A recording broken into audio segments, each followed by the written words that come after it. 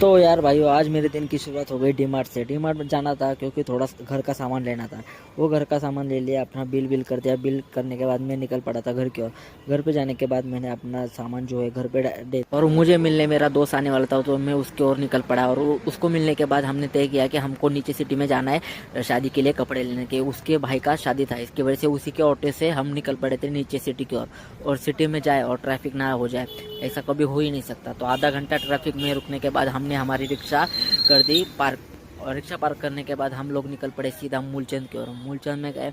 मूलचंद में बहुत भीड़ थी और मूलचंद में अपने भाई को कुछ भी पसंद नहीं आया, तो उधर से निकल के हम लोग निकल पड़े थे लक्ष्मी रोड पे और कोई दुकान ढूंढने।